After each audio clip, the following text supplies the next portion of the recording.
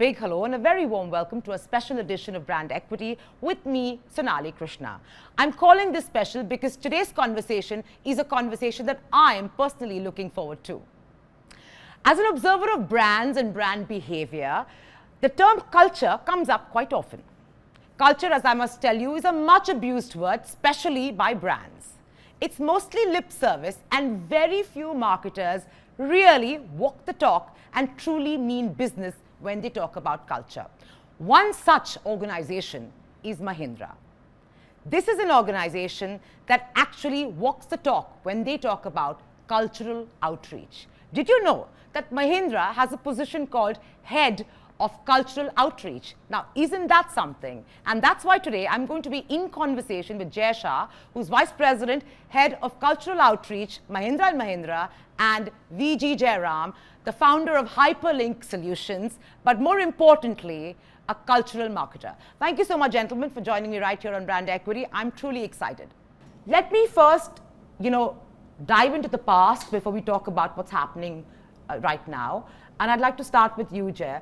It's interesting that, Mahindra has taken culture so seriously, so much so that they have somebody dedicated to it.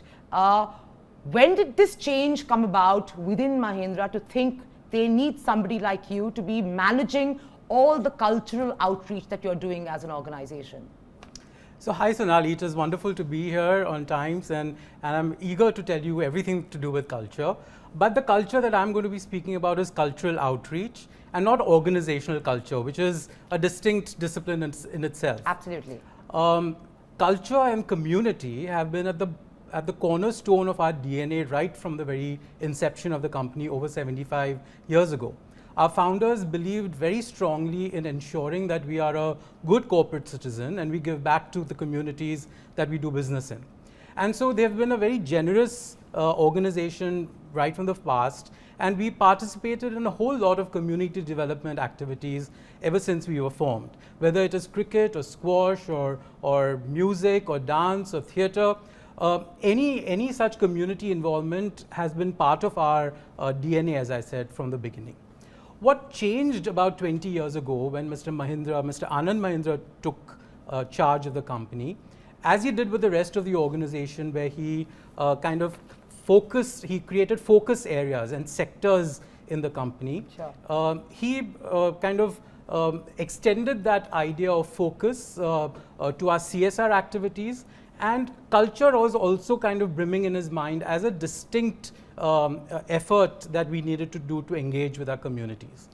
And right from the very inception, he wanted to make sure that the culture was not part of CSR. Sure. CSR was something that we did for the upliftment of the downtrodden. We did something for health issues. We did something for education issues.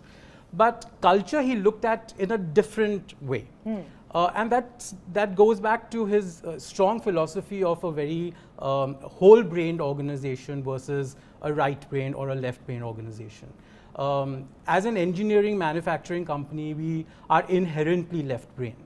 And for a successful organization, he strongly believes that you need to have a whole-brained approach where the creative and the rational come together and create magic. And for a manufacturing company to all of a sudden become a right brain, the method that you do that is kind of softening our outlook towards the world by the means of culture. So we decided to embrace the performing arts, and that too was a conscious selection to ensure that we also had a focus within culture. I mean, culture is a large gamut of things. You can do Sure. literature, you can do fine arts, you can do performing arts, but we decided to go where we thought the most emotional quotient could be developed and what area needed the most corporate support. And at that time we conceived of our first step into this area by adopting theatre. Okay. Because at that time we realized that with all the good things happening in culture around us, theatre was often neglected. Theatre being the font of all artistic expression, Sure. did not really get the kind of support it needed. It was still a stepping stone for, let's say, an actor to go to Bollywood. Bollywood. But to change that perception, we said we should adopt theatre, we should encourage it, we should create a property. And at that time, we realized that a award system in theatre was missing. I mean, we have the Sangeet Natak Academy Award, which gives recipients of culture, theatre as well, but lots of other disciplines also are kind of rewarded. We wanted to create a dedicated and focused appreciation and reward system for theatre, and at that time the Mahindra Excellence in Theatre Awards were born. Which year was this? This was back in 2002. Okay. I interview a lot of brands and marketers, and the first thing, while they may not say it, it is very apparent that the bang for the buck and the ROI needs to be almost immediate, right? Yes. So most marketers are pretty tunnel visioned in the way they approach things. So they don't have a very macro view of this should be an organic growth and let it be great, and then the consumers will automatically have a glue with the brand name and the experience. That kind of evolved thinking is still to come. I would say we are still very, very nascent in the way we think as marketers. Sure. So how is it that you and your organization, including Mr. Mahindra, when you all started this, what was your bang for the buck for Mahindra? Being an engineering and manufacturing company, having cultural experiences is not key to you doing well, right? It was over and above that. Having said that, most of your IPs today are synonymous with Mahindra. Nobody says, let's go to the blues. People say, let's go to the Mahindra blues. Right? And you're not trying to make me say that. I'm saying it on my own as a patron. Sure. So how did your thinking get so different and so evolved? Because I think it's important for marketers to hear this. Yep. Because they're so myopic. So it's all about defining what your bang for your buck is. And for a marketer, your bang for your buck is this marketing campaign equals to so many widgets sold, right? Sure. And luckily for us, that was not the approach that we took. Not that we were not looking for bang for a buck. Sure. Because we are actually a listed company and we are beholden to our shareholders for every penny that we spend. The bang for the buck that we thought would be even more of a bang is when we sustain our presence in that focus area that I talked about and really see it grow and develop to a level in which it probably won't without our support.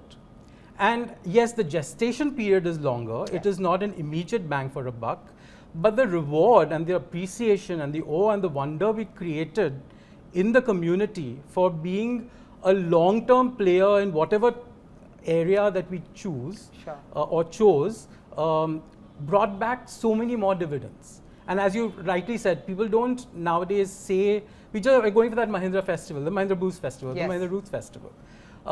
That kind of brand association in our mind is much more rewarding in the long run than your tactical approach of, okay, my campaign generated so many in sales.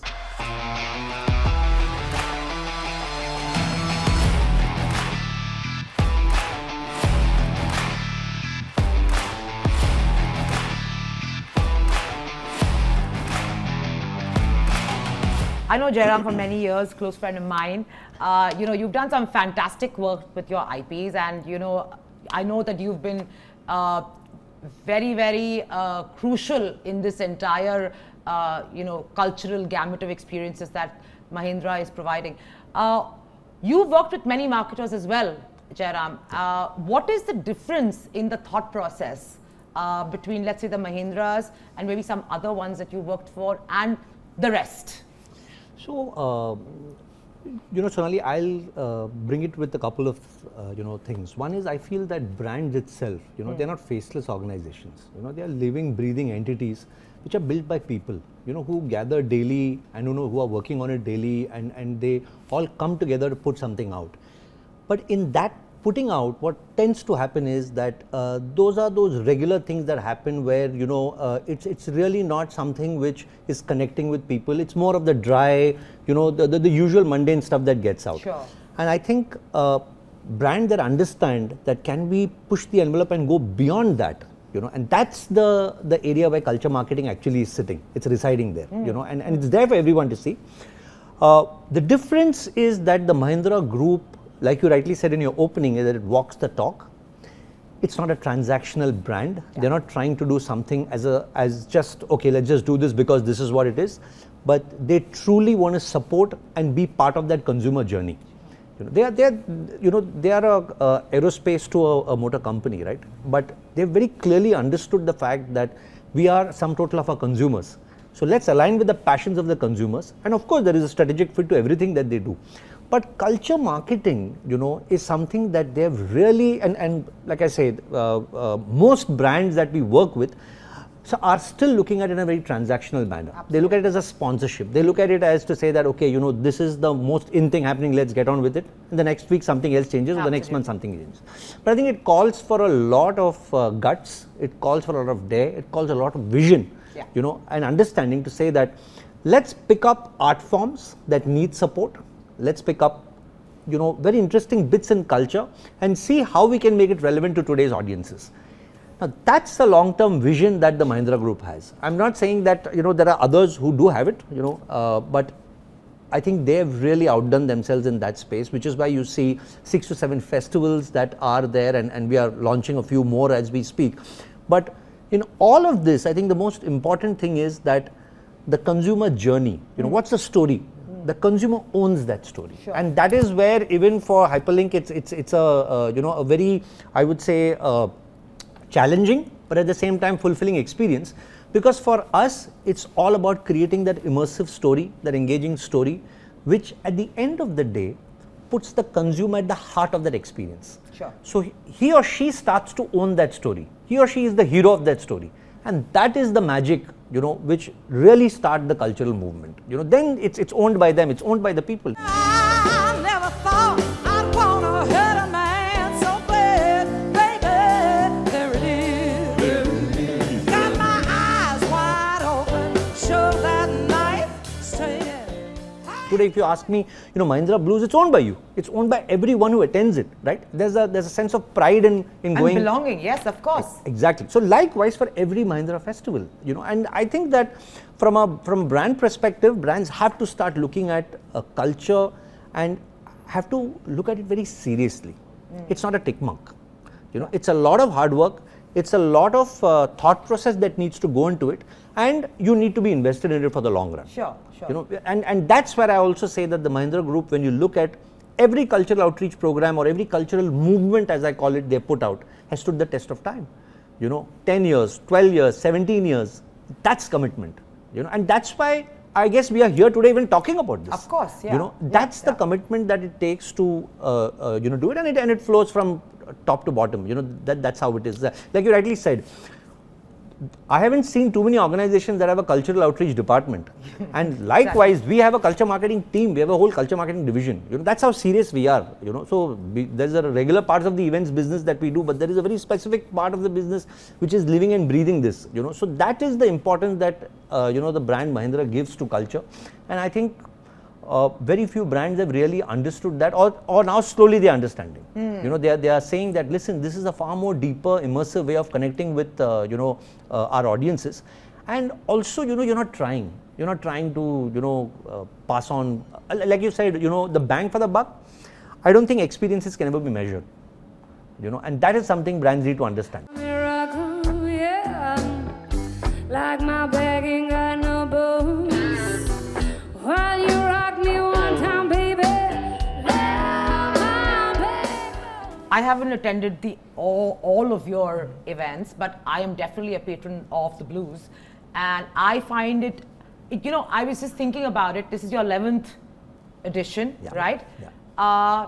At no point at the blues do you ever find an ad by Mahindra or some kind of plug, and which will actually annoy me as somebody who's come for the music. It will annoy me, and I've never seen that happen. But you go to any award show, you go to anything, we're talking about an age of sophistication, but this basic understanding that don't irritate me because I've come for an experience, but that you seem to have got. And that requires some kind of maturity, sophistication and evolution. So what I've understood from both of you is that if brands really are serious about culture outreach, then be invested in an authentic manner, Yes. truly believe in it, and do it for the long term, and your returns will come. Yes. Sonali, I'll tell you as a consumer, Yeah. and that will be an interesting part to say. You're absolutely right? Because we go to 100 festivals and people just want, their brands are crying out, they have engagement, they're soliciting you, they're throwing messages at you. Absolutely. But I think, in my opinion, as someone who's, built the festival and worked so closely on Mr. Mahindra's vision, I think the vision is from there. It's from the top. It's from the top. So, I think he's very clear in his thinking to say that, this is not some brand extension that we are doing. It's a very serious piece of, cultural movement that we are creating. And the magic is, and I think that is what we've learned, in our journey, which probably, the way he has articulated it is to say that eventually you stick to what you're doing, do it with authenticity. The consumer sees the brand and the experience as one. Correct. So today, when you're saying Mahindra Blues, like you rightly said, I'm not forcing you to say it. You're not. But you know that Mahindra Blues is where you want to go, and that's the experience in your head. So for you and for every consumer, the experience and the brand has become one. This is the ultimate testimony, or this is the ultimate space that any brand would want to be, where the brand attributes, what the brand stands for, or what's the brand messaging is coming to you without the brand having to say anything. You are living that experience around you. You are consuming that experience, and it's not only at the festival, but then it goes beyond that. Yeah. So everything that you do, I think that's the beauty of what, and it's not only at the blues, whether you go to Mahindra Independence Rock, or whether you go to, the Mahindra Sanatkara Festival, or you go to Mahindra Kabira or Meta. In all of this, that's how the vision of Mr. Mahindra has beautifully and very, I would say it's seeped in, and it's very deep. Right? There's a connection every consumer has, with the brand, without we having to say all of those things. So it's finally, that's the whole, the beauty of the platform, and that's what culture also does, because it's not that you're seeing it as okay, now EDM is there, so let me connect with EDM. Tomorrow it's something else, then I'll connect with something else. Sure. It's damn difficult to pick up an American art form. And again, I come back to the blues. A dying American art form. Yeah. In the US, to take it and position it in India, Sure. and say that I will make this the biggest blues celebration in Asia, which it became. Yeah. The Meta community on Mahindra Blues is the largest in the world. We do a version of it in Chicago. So there are so many interventions which are there to promote the movement. So it's not just that, okay, we did this and now we are going. Yeah, There is a lot more that happens deeper, which is what I think finally the consumer, is seeing and saying, boss, this is Dil Se. I don't ever taste for what's in the glass that you put. And I ain't gonna drink your dirty water no more. For me, I think, it's one of the most admired brands that I would want to always be associated with, right? Because there's someone who has really got it right. We all speak about it, like you say, but then everybody's at the end of the day, boss, okay, we spend this, kitna bikega. It's unfortunate, but then that's where it is. But I think it's a but I think baniya mentality. It is kind of unfortunate. I think it's changing. It's changing. But I have to ask you, you've done a fantastic job with your cultural outreach movements, as he calls it. But is there pressure on you at some point, not pressure, but is it part of your KRA to be saying that, okay, we've done this for now 5 years, and this is what I find this cultural movement is effective in a way that it is providing this to the brand? Is there that kind of measurement that is happening? I wouldn't say, I've been very lucky that the management has been strong in their belief, and they see the dividends that the cultural programs that we've done over the years have brought from a qualitative point of view, Sure. not a quantitative Sure. analysis, impact analysis. We don't have such, unfortunately we can't produce such reports for culture. But with Anand, there was an inherent belief and leap of faith that he took right from theatre to selecting a blues art form, which was a question, right? But jazz was prevalent in India at the time that we conceived the blues, but Sure. blues was a leap of faith. And that's what he encouraged us to take, and in fact have a very audacious goal of creating the biggest blues festival there is outside the United States. He wanted to create Mumbai for blues what Montreux is to jazz. You know, that kind of audacious goal he set in front of us. So when there's that kind of clarity of vision from the topmost person in the organization, then most things kind of fall in line. With the new management that has come in the last couple of years, that belief continues with the same amount of strength and generosity to continue these things. In fact, in the last year, we've added 3 new properties to our bouquet of festivals. And that just goes to show that while they are very concerned about returns, they realize that culture is a method of connection. It's a method of generating awe. It's a method of generating admiration, which is something that is so required today in a trust deficit world. Where most companies are struggling with reputation and issues with how they are perceived in the open society. I think our continued sustained presence in touch points that kind of touched upon different diverse community sets, different mindsets. I mean, we do everything from Kabira to blues to rock, so spirituality, you know, font of art and culture theatre, a foreign art form like the blues and rock music. I mean, it's been 15 years for us to develop 7 properties, so it's been a slow and steady approach, but rightly so, because we don't do things, as Jairam pointed, on a very tactical basis. We want to be there for a long period of time, and there's a process and a method that we've devised for ourselves to decide what to get into next. What so is there's a that filter process, system. if you can enlighten me? Basic things like, you know, does the art form really need corporate support? Okay. Number one, because if it already enjoys quite a lot of popularity and support in society, then what is it that we really going to do for it by our presence, right? So that's the first thing. Is it something that we can link to the Mahindra DNA and strategy?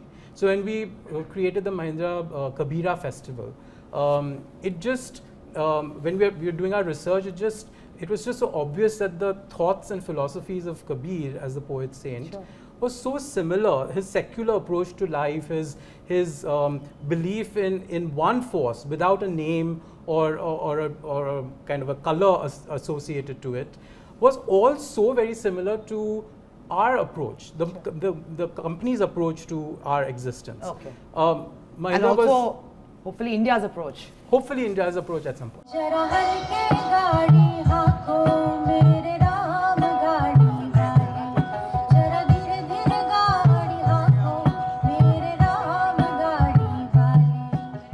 You know, our company was founded by the Mahindra family and Ghulam Muhammad. Yeah. And it was originally, when it was conceived, it was called Mahindra and Muhammad.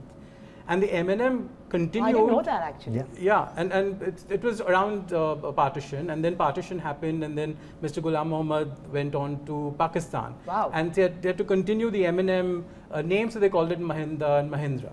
But ever since there, I can list out umpteen instances in which our secular approach has been the bedrock of our existence and our success. A lot of our senior managers have stories to tell how they chose Mahindra and Mahindra as a company to go to, and they flourished in the organization given the fact that there was no attention to where you came from, what you believed in, or what area of the world you kind of resided in. So Kabir made sense because it made sense with our philosophy, right? Now we realize that we've got Kabira, we've got theatre, we've got blues. Are we really doing anything for the Gen Z and the millennials, right? Correct. So that was one filter that we used for the future projects. And therefore came about the idea of Mahindra Roots. We said, you know, Indian culture is so valuable to us. It has, for our generation, it has been the bedrock of our thinking and thought process. We thought that it was something, you know, it was kind of getting lost for the Gen Z. And we realized that the traditional approach would not work. The Gen Z has their own way of life and way of communication.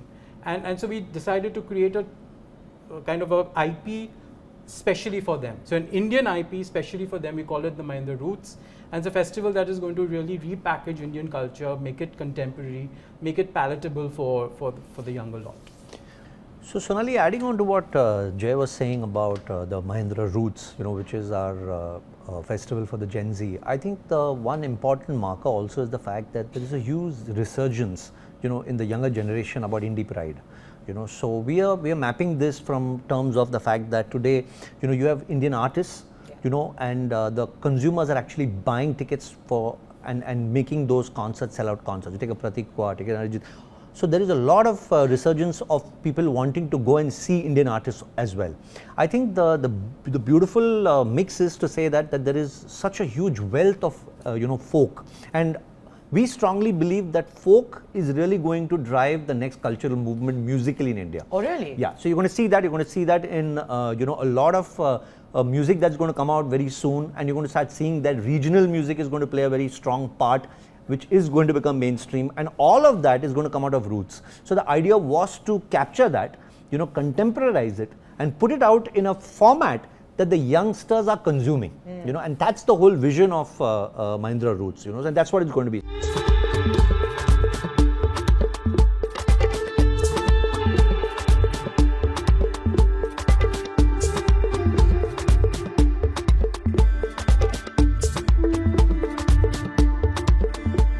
So some really outstanding, musicians who are doing some stellar work, they need that platform, they need that larger canvas to be able to go there and give out their, or put out their art form. Sure. And that's exactly what Mahindra Roots is going to be doing, And the other aspect that I wanted to say is about impact, and I go back to the blues, is to say that while we all see the Mahindra blues here, and it's there on radio, it's there as a festival, it's there online. There are two things that I want to share, and that's an interesting part, and that is what truly also connects and gives it the buck for the bang, as you call it. So we also do a version of the Mahindra Blues. We call it the Mahindra Blues Weekend in Chicago, and we do that twice a year, in October and in May. What is interesting here is that it's done in partnership with Buddy Guy, but if anybody's been to Chicago, and it's like one of those meccas of blues that one has to visit, you have citizens from all over the world, from different nationalities, who come there to that club and to participate and to just come and experience the blues, right? And one such weekend is the Mahindra Blues Weekend, and they are there and they experience some great music, and not only that, that's also going live on Facebook across the world. So what's essentially happening is that now people really look forward to that weekend because it's dressed up, it has some great curation. So the brand automatically is going across these nationalities and across these countries. Geographies, yeah. So when the brand from a business point of view is entering those and already present there, people are saying that, hey, you know what, I was there and this is what they do. Now, this kind of, I would say, acceptance, is far deeper, far immersive, and that's where the real change is happening. Chicago, if you're having a good time, let me hear you say yeah! Now, when I come to Chicago, I want to hear some blues, is that right? To kind of reach this level of top of mind recall, you talk about the blues, you hit Mahindra, you talk about, let's say, Kabira, you hit Mahindra. And many others. I believe there's also a percussion festival, and I think you're coming up with a lot more. So my point is, to get to that level of top of mind recall, there is a gestation and a waiting period, and the organization and the brand needs to be patient to reach that. Waiting time for brand reward, right?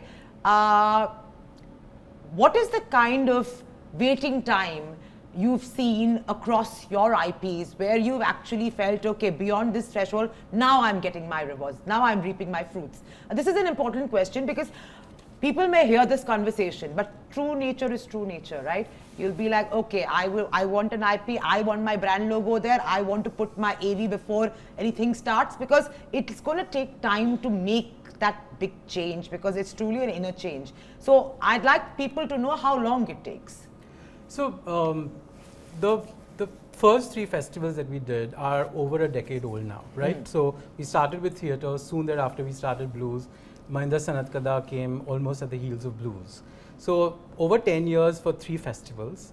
And let me tell you the authenticity that we have kind of projected in these festivals and our sustenance of these festivals over the years, the experience that we give the audiences when they come to these festivals year on year on year on year, has actually made it simpler for the remaining properties.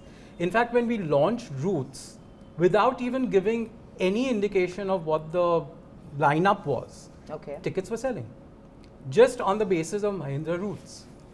So what I would like to submit here is that we've, as a brand, reached a level in which if we present something, there is already a large contingent of people who are comfortable knowing the fact that whatever we put out is going to be quality, is going to be well thought of, and the experience is going to be unmatchable. People coming to Kabira, when they come to Banaras for the first time, there is a lot of discomfort with the city, with the environment, with what they've just landed into.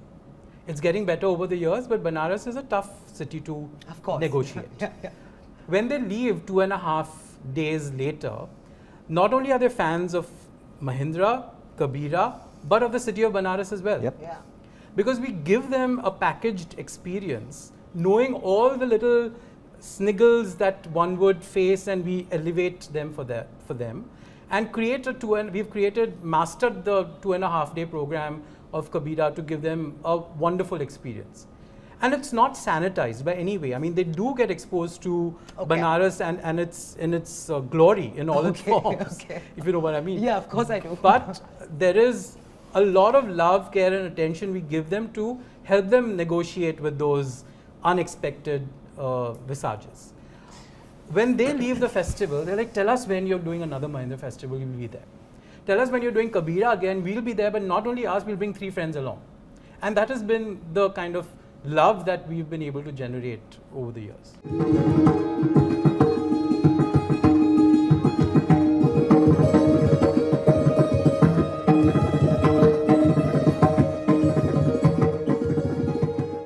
I also feel that when you look at these festivals and especially I think one thing which is a signature across all of them is the authenticity, with which the whole experience is curated. It's put out there.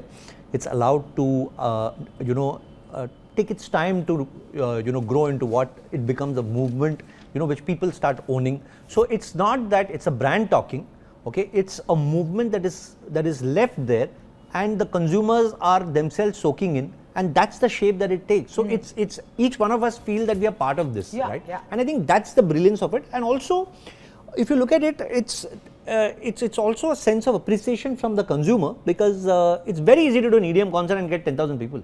Damn, it's a no-brainer, right? I just put the artist name and everybody's there. Then who remembers the brand? Nobody.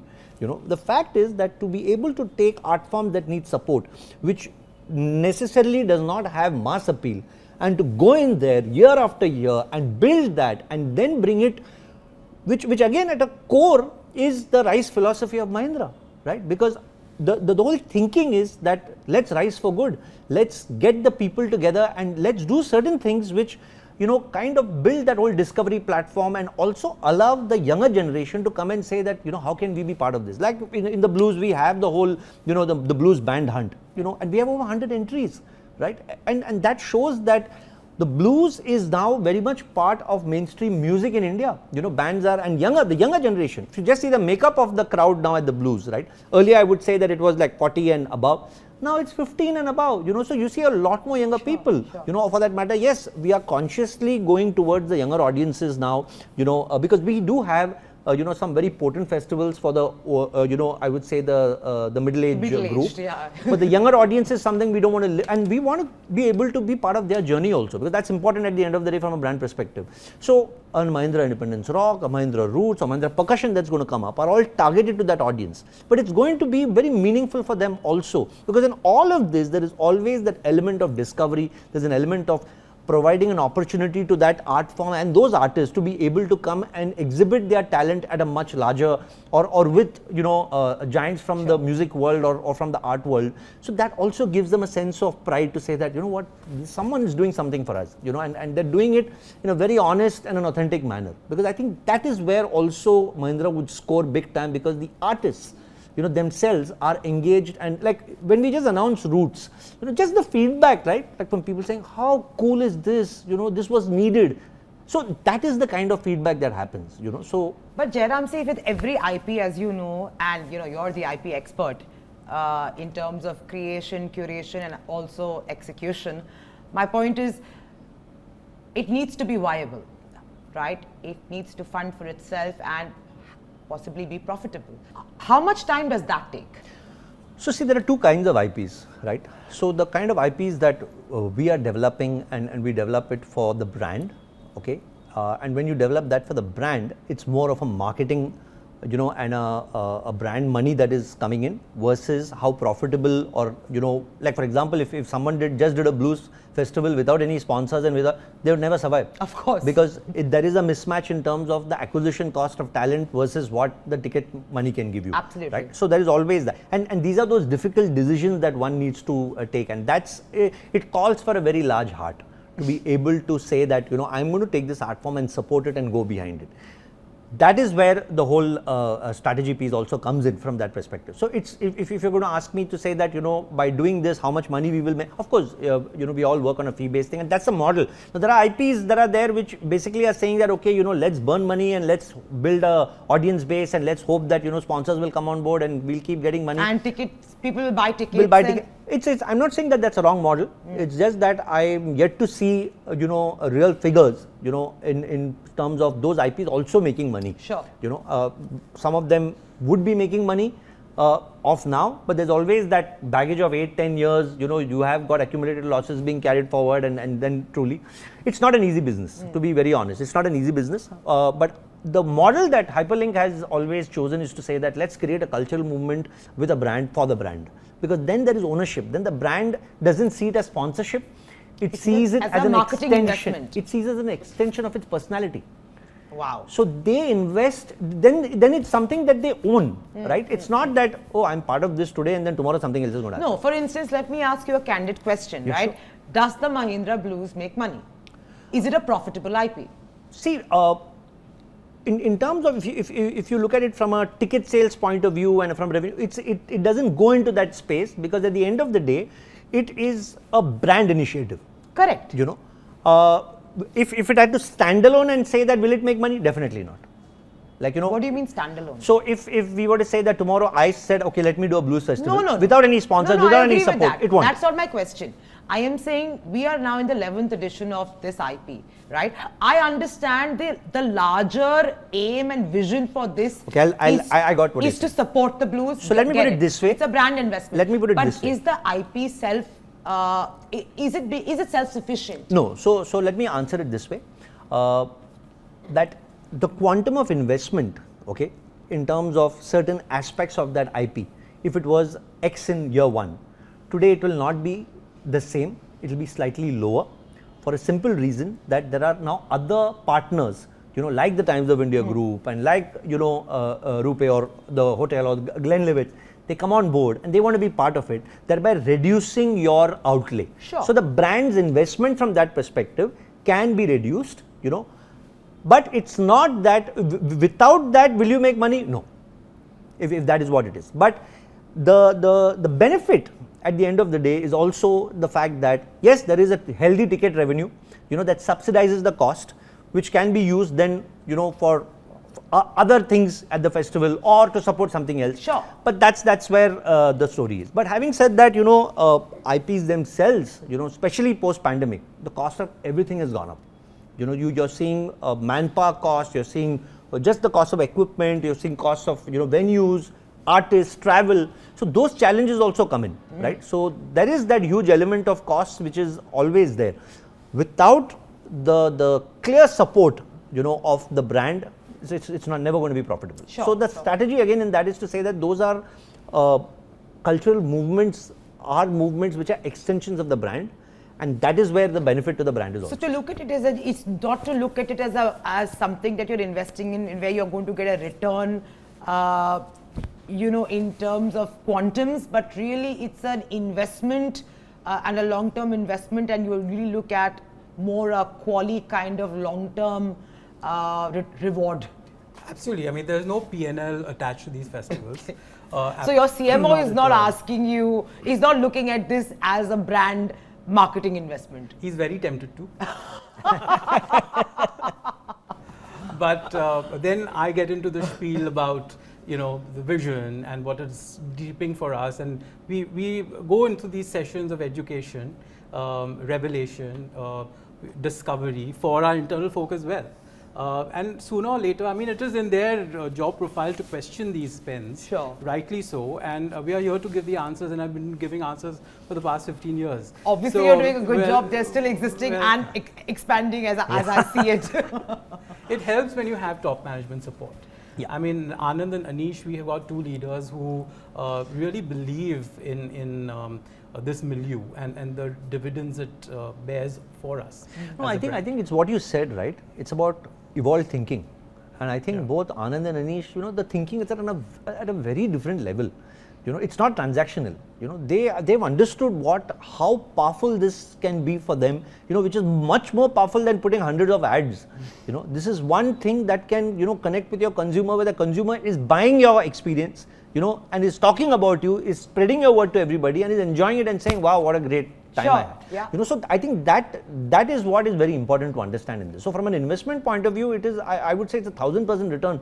Because none of your campaigns, or brand money or advertising campaigns or digital campaigns or click or whatever it may be, can give you this fantastic storytelling, and which is something that by, the consumer on his own is doing it, right? He's spreading the word of mouth. And at any point of time, those infections, Mahindra, he says, yeah, it's a good brand. It's a great brand. So it's a car, it's this, a service. That is what, culture does. If you ask me honestly, and again, this is as an outsider, I feel that culture is such an important mix in your business.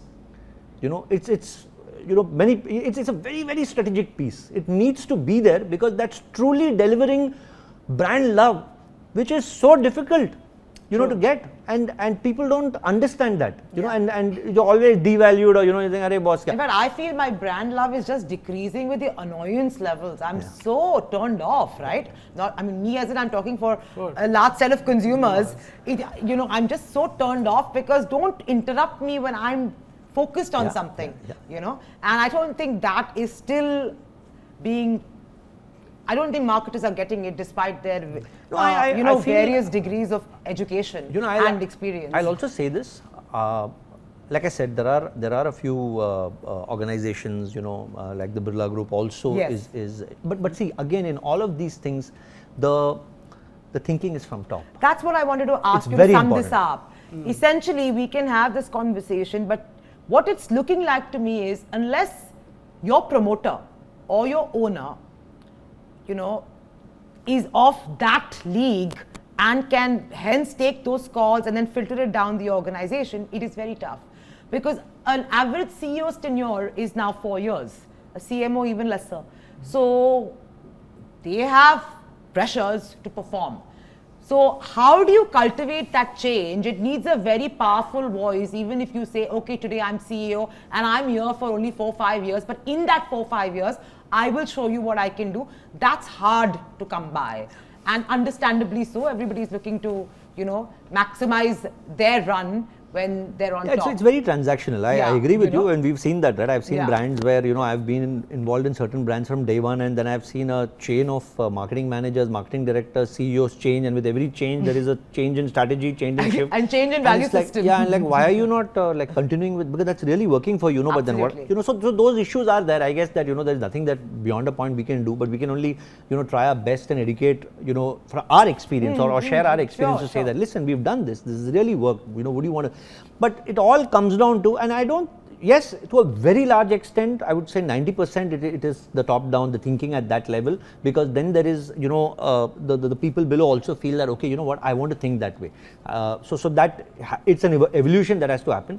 But otherwise, in most cases, brands are, pretty much there is a media planner who's putting some Excel sheet. And you tell me honestly, Sonali, when can you put Mahindra Blues into an Excel sheet? Definitely Can you not. put an You'll experience kill it. of, can you It put an won't be experience viable of on the paper for Ganges, sure. your first experience of watching Ganga Aarti into an Excel sheet and say, oh, so many people watched and that is why. No, you can't.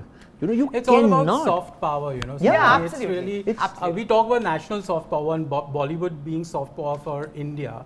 But culture is a soft power for anyone who wants to adopt it, for an Very well individual, said.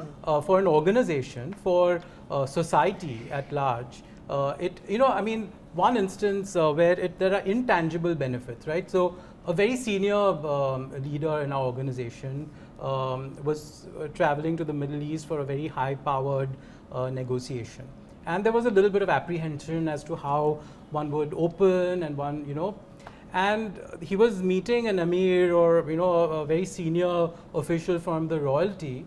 And lo and behold, the first 15 minutes of that conversation was about Mahindra Blues. Really? Yeah.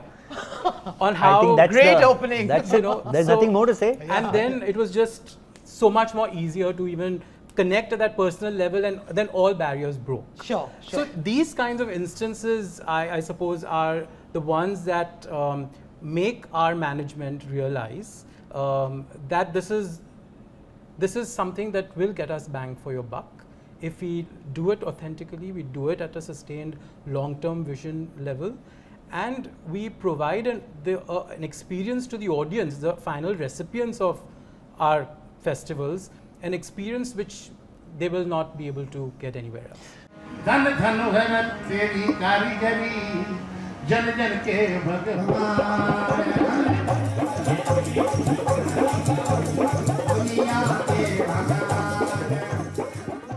Brands and marketeers have to realize that, cultural movements drive real change, not only in consumers, but also in themselves and in the brands and the companies they're working in. That's very, very important. Such high thinking. No, because the reason is that No, I agree with you. I'm Yeah. just saying No, it's hard to come by. I also feel one more thing. They need to get out of their comfort zone. There has to be a little dare in you. There has to be that, that adventurous spirit to say that let's try this. Let's go for it. I have come across marketeers like Yeah. that, who have said, "Chalo karte hain. Let's do it."